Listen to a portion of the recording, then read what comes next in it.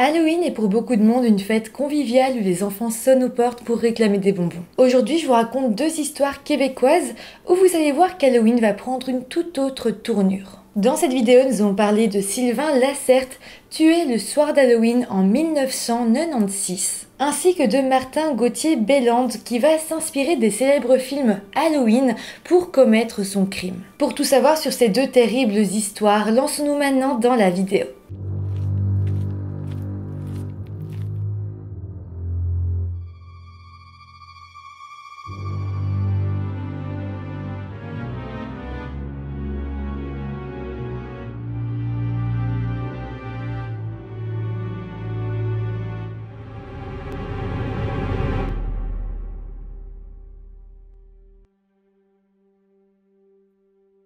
Hello tout le monde, j'espère que vous allez bien. Alors je sais, ce n'est pas du tout la saison d'Halloween, loin de là, mais ces deux histoires m'ont vraiment beaucoup touchée, j'avais envie d'en parler et je me suis dit bon, elles ont un thème en commun, c'est Halloween, et puis elles sont toutes les deux courtes, donc je pouvais pas en faire une seule vidéo pour chacune, sinon ça aurait fait des vidéos vraiment trop courtes.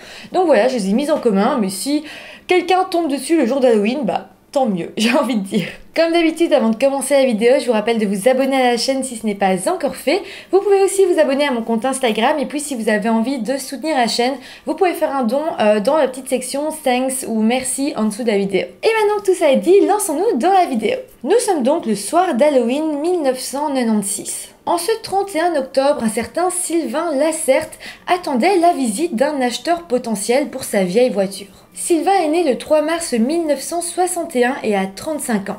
Il vit au Canada dans la province du Québec, à Trois-Rivières, au 2041, à la rue Bellargent. Il est environ 21h15 en ce jour d'Halloween 1996 et c'est à ce moment-là que la voisine du dessus de Sylvain va entendre un gros bruit. En même temps, un autre voisin de Sylvain va regarder par sa fenêtre à ce moment-là et il va voir un homme cagoulé sortir comme du seuil de chez Sylvain. Il est en train de courir et il porte une arme. L'homme semblait donc avoir une crosse de fusil dans les mains et marchait à vive allure avant de tourner à gauche sur la rue Comtois. C'est quelques minutes plus tard que la conjointe de Sylvain va rentrer chez elle et va retrouver le corps de son mari étendu devant la porte d'entrée. Il avait été abattu. Le couple avait deux enfants, mais heureusement à ce moment-là, ils dormaient à l'étage, donc ils n'ont pas assisté à cette horrible scène. Une enquête va alors s'ouvrir et dans un premier temps, les policiers vont se concentrer sur cet acheteur qui devait venir justement ce jour-là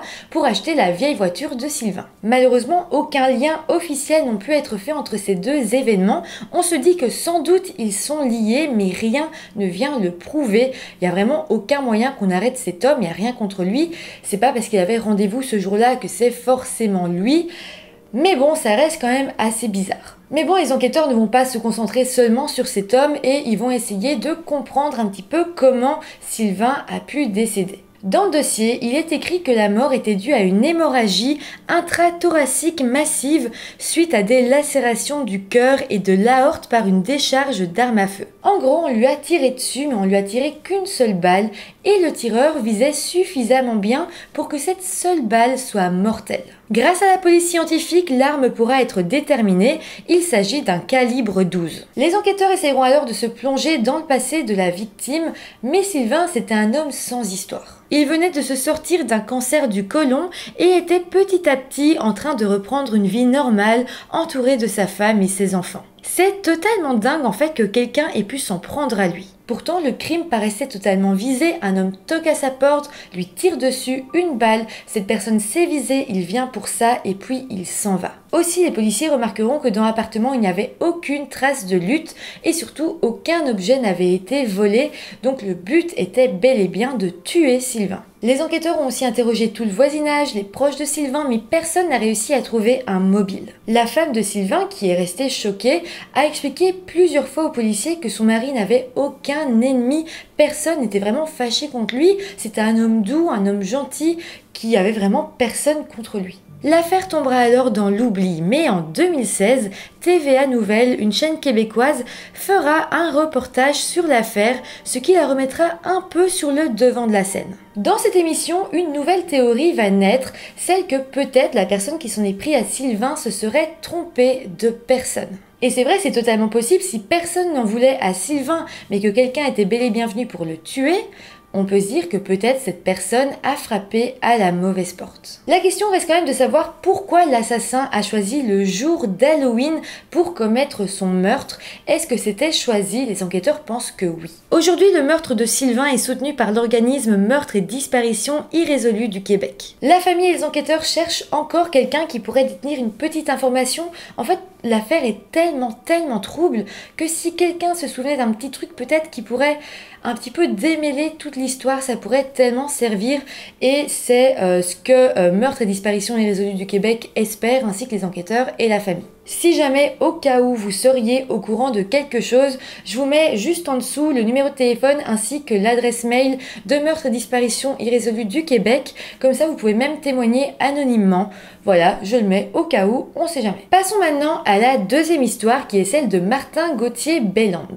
Martin Gauthier-Belland est un homme de 30 ans vivant à Montréal, au Québec. Depuis ses 14 ans, Martin souffre de schizophrénie paranoïde chronique. Il faut savoir qu'entre janvier 2001 et l'année 2010, il a été hospitalisé 16 fois en psychiatrie à l'hôpital Louis-Hippolyte Lafontaine qui se situe à Montréal, et sans compter toutes les consultations qu'il a dû avoir en urgence. Et puis en plus de ça, évidemment, il avait un suivi psychiatrique en dehors de l'hôpital. Martin était donc vraiment souffrant d'une maladie qui avait quand même de grandes conséquences sur sa vie. Mais voilà, plongeons-nous maintenant dans la journée du 8 septembre 2010. À ce moment-là, Martin vivait dans un centre hospitalier qui s'appelle La Relance, qui n'était pas un hôpital mais qui est lié à l'hôpital Louis Lafontaine de Montréal. Dans cet établissement, Martin partageait une chambre avec un autre homme qui s'appelait Léo Paquette. Pour vous parler un peu de ce Léo, c'était un homme de 45 ans qui avait un tempérament assez tranquille et qui ne causait jamais aucun problème aux personnes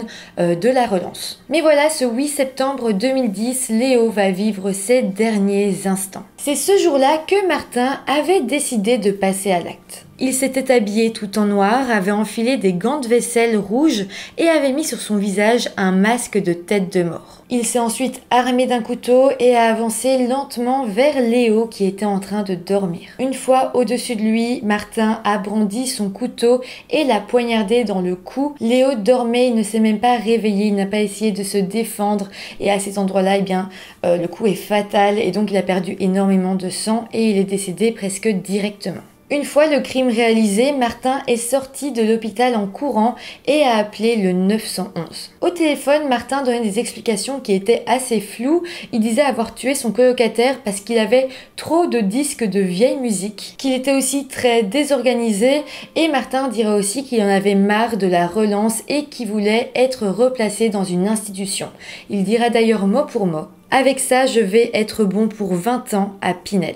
Je précise que Pinel, c'est une institution hautement sécurisée pour les personnes ayant des graves troubles psychiatriques. Martin va rapidement être arrêté et c'est lors de son premier entretien officiel avec les policiers qu'il va avouer pourquoi il a commis ce meurtre et surtout pourquoi de cette façon-là. Il expliquera avoir regardé les films Halloween qui mettent en scène un tueur en série qui s'appelle Michael Myers et qui tue justement au couteau avec un masque sur le visage. Martin sera alors accusé du meurtre prémédité de Léo Paquette et il sera incarcéré en attendant son procès. Mais voilà, Martin était souffrant, très souffrant, et sa place n'était pas vraiment en prison, il avait besoin de soins, et d'ailleurs, en cellule, sa santé ne faisait que se dégrader. Pendant des semaines, ses proches ont d'ailleurs manifesté afin qu'il soit transféré dans un bâtiment adapté, mais ce ne fut pas le cas avant son procès. Sa maman prendra alors la parole en rappelant que son fils avait un âge mental de seulement 12 ans.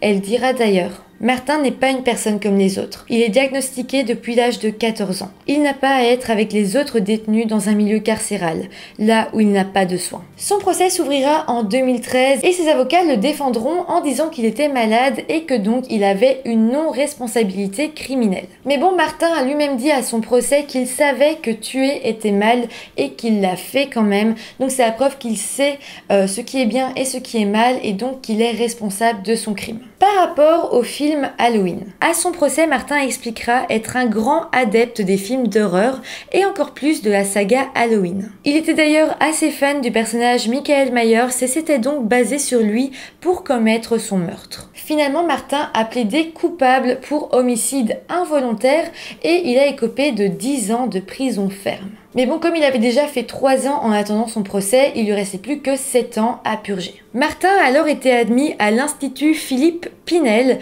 qui était donc l'hôpital psychiatrique de haute sécurité qui se situait à Montréal. En le plaçant dans cette institution, la justice a reconnu que Martin était quand même bel et bien malade et que sa place n'était pas en prison, mais en institut, en hôpital psychiatrique avec des personnes qui pourraient s'en occuper et lui donner les soins nécessaires. À la fin du procès, un psychiatre avait d'ailleurs témoigné en disant « C'est l'un des dossiers les plus difficiles de ma carrière, mais compte tenu de la vérité du diagnostic, il n'y a pas de doute qu'il nécessite une prise en charge psychiatrique. » Le juge lui-même dira à la fin du procès « Il est très difficile d'imaginer qu'il puisse être détenu dans un pénitencier. Néanmoins, on n'oublie pas qu'il a causé une mort inutile et qu'aucune décision ne peut combler la perte d'une vie. » Si vous voulez mon avis, je trouve qu'au final, c'est vrai qu'on pourrait se dire qu'il a eu ce qu'il voulait. Il a dit lui-même après le meurtre qu'il avait fait ça pour se rendre à l'établissement Pinel et c'est donc ce qui s'est passé. Mais bon, je tiens quand même à préciser qu'ici on n'est pas sur un cas où quelqu'un voulait de l'argent ou de la célébrité.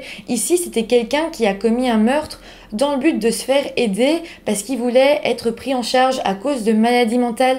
Je dis pas que c'est moins grave, loin de là, la personne qui est décédée est décédée.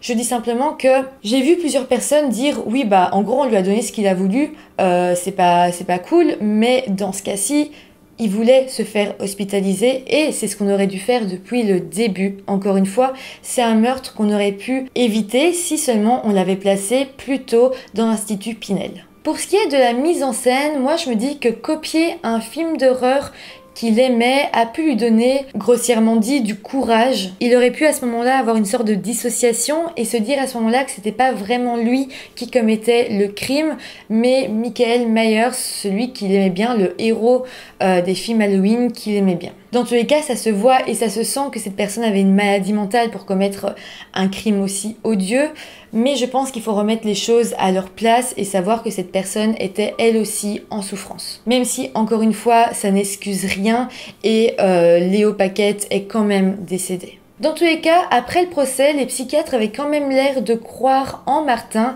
et l'un d'eux dira même « Il reste 7 ans et quelques mois de soins à ce monsieur-là.